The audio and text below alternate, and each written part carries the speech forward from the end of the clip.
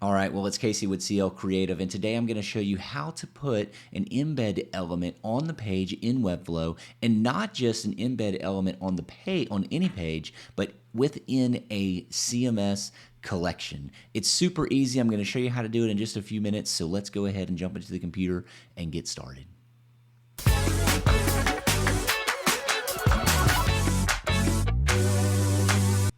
All right, here we are in the computer, and as you can see, I have a template page that's being built out. It says change template page, and this is the element that I need to embed. It's a graph that's going to show some historical data for folks who are going to be visiting the website, and this graph needs to be dynamic. So for every item in the collection, there's going to be a different graph, and so we need to make sure that that's going to be the case. And so one of the things that we can do right off the bat, and this is just an image that I've basically put in there, but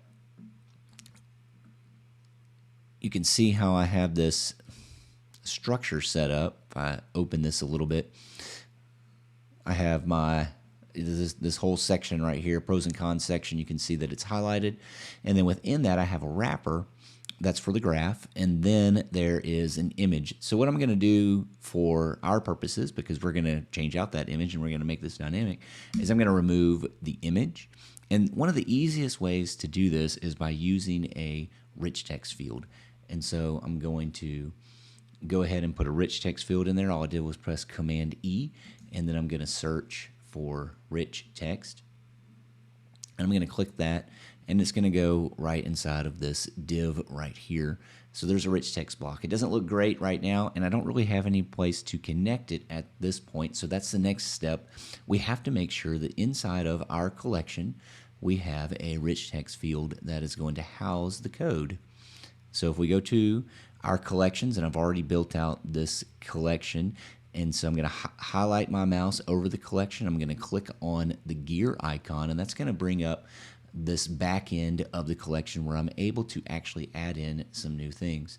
So I have nothing in here for the graph just yet, so I'm going to click Add New. This is going to show up at the very bottom down here, and all I'm going to do is select Rich Text Field, and then I'm going to label it for what I want it to be. So it's going to be the graph. And I'm going to save that field, and I'm going to save that collection. The next thing that I'm going to do is I'm going to click on the actual collection item. You could click on any of these. It doesn't really matter, but this is the one that we were working with, B&B Smart Chain. And I already have that set up. It's down here at the bottom. And so I'm going to go to the website where I'm going to grab that piece of code for the widget. This happens to be nomix.com, and it's for Binance Coin. I'm going to copy this code right here, which is going to put this widget on the page. And you can do this with anything that you have. There should be some sort of embed, whether it be Twitter or Instagram or whatever. They all have embed codes that you can copy. You just copy the code, then you go back over to your CMS item, and inside of this rich text field, when you click inside of it and you have the blinking cursor, all you have to do is click on the plus button. And when you click on that plus button, you get a number of different options. The option that we want is the custom code option. So we're going to click on the custom code. That's going to pop up. Now, here's a pro tip. If you just did Command V right now to paste this in, it's going to actually paste it in down here. You have to actually click on the HTML embed code editor.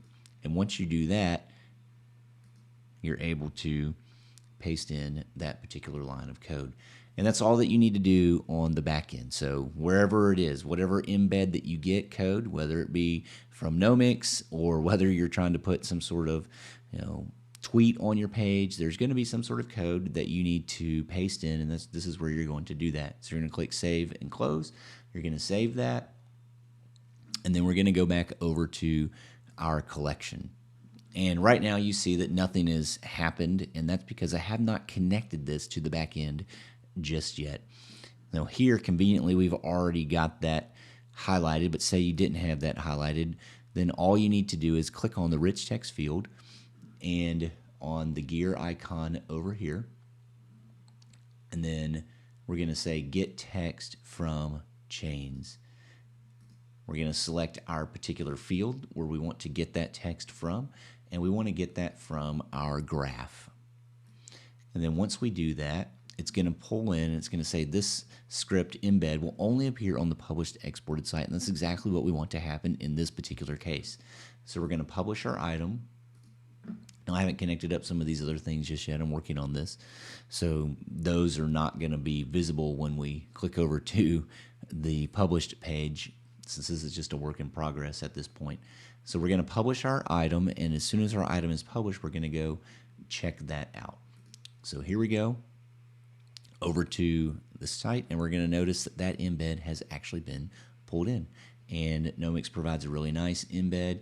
You can check all kind of different things. You can hover over different pieces of information, and it's going to provide you with the information that you need.